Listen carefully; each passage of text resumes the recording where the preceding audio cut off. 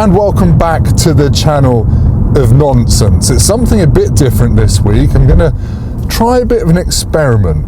The reason I'm going to be doing something a bit different is since I started this channel back in July, I've been doing 3 videos a week. 2 on cars and 1 on my motorbike channel. Whee!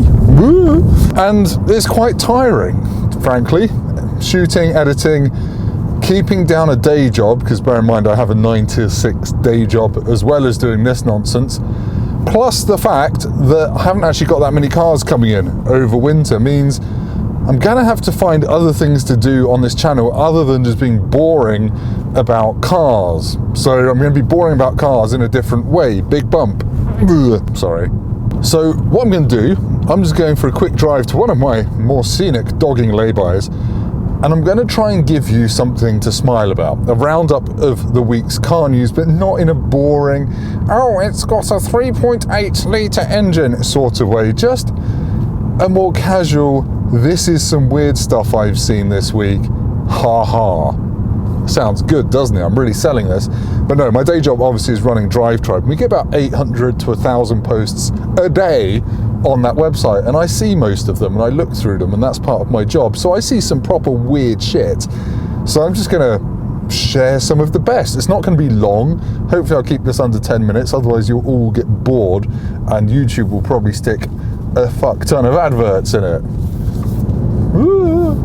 This is not Alfa Giulia Quadrifoglio weather, let's be honest. So yeah, I'm gonna pull over and give you some news. And if this is rubbish, I'll never do it again and you don't have to worry. But tell me in the comments what sort of content you like, and if you like this, and if you just want to stab me in the face. To be honest, it won't be the first time. I haven't thought of a name for this yet, but I'm probably gonna go with stupid car news because, well, that's what it is. Right, different camera angle. Right, let's begin the news. First thing in the news this week, obviously the big story this week, you've probably seen it absolutely everywhere from the BBC to CNN. Donald Trump probably tweeted about it. Canadian motorists are being advised not to let moose lick their cars. Obviously Canada is the land of the moose, majestic creatures that they are. But apparently they're a pain in the arse when they interact with cars in a kind of physical crashing sort of way. And generally speaking, the human doesn't tend to come out best in the moose car human sandwich. So yeah, in a bid to keep moose away from the roads, you're being told to not let the moose lick your car. Apparently all the salt on the road sticks to cars, and then the moose really like that. It's like a salt lick for horses, I guess. So yeah, so the government's put up big signs. I'll stick a tweet in saying, don't let moose lick your car, because they will then all come to the road and inevitably crash and wipe out half the population of Canada. So yeah, well done Canada. I kind of want to move to Canada. I think moose are quite cute, but apparently they're a bit of a pain in the arse when you have to live with them. This is the next most interesting thing I've seen on the internet. Do you remember the TVR Sagaris? It was kind of the swan song for the British kit car brand, and it was a beautiful car. It still is a beautiful car, and if you want to buy one now, they're about £70,000, and obviously they use that very famous highly strung straight 6 engine which goes bang all the time. However, someone on Drive Tribe, I think it was Daniel Berman, has reported that there's a man who's bought a TVR Sagaris shell. I think when the factory was closing down in Blackpool, he managed to snag one of the last body shells. There's no running gear or anything. He's built the car basically underneath all by himself, which is pretty impressive. But what's even more impressive is he's replaced that notoriously fragile straight 6 engine with a BMW V10, which is not any less fragile, let's be honest.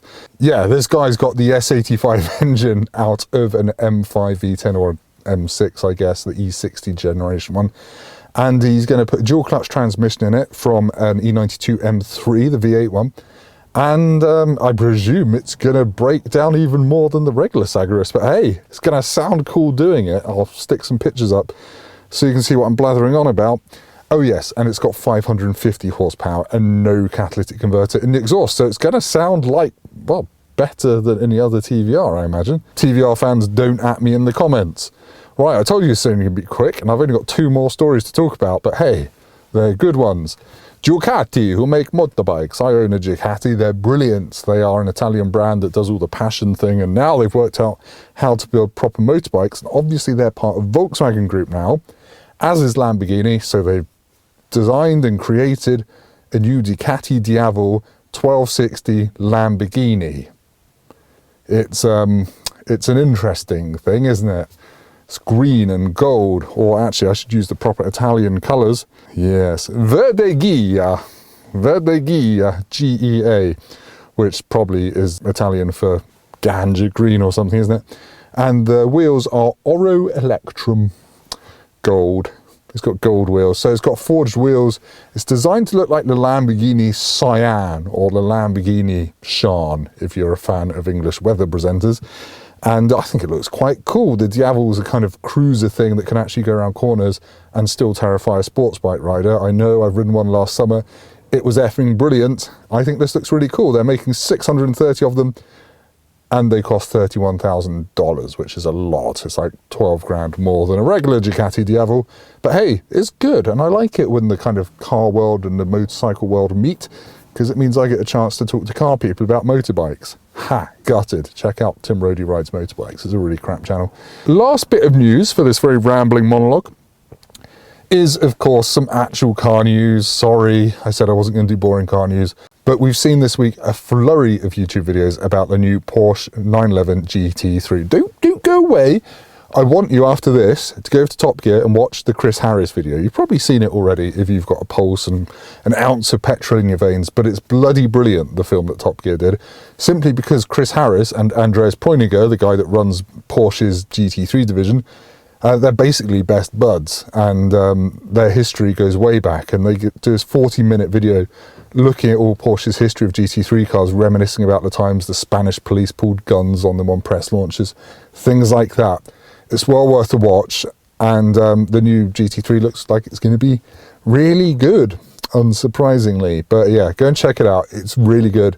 It's heartwarming car content, unlike this, which is just a bald man outside a church in an Alfa Romeo, which is far more interesting than the stuff he's talking about. But I'm going to do a review of this, obviously, next week. I'm in the Alfa Romeo Giulia Quadrifoglio, not the Quadrifoglio Verde. All those people that call it the QV, you're wrong. There's no Verde in the name. There used to be, but not anymore. Anyway, thank you for watching this nonsense. I might come and do this again next week, depending on how much you hate this. I just thought, you know, it's something marginally different to what everyone else is doing, and I'll still be doing a car review a week, and I'm still doing motorbike twat stuff on my motorbike channel, like a motorbike twat. So yes, go and check that out, and go to Drive Tribe and read all these stories. I've been Tim Rodey. Thanks ever so much for watching. Like, comment, subscribe, hit my bell. And I'll see you next week. Goodbye. Have a good weekend. Stay safe. Don't get COVID. And hooray, life goes on.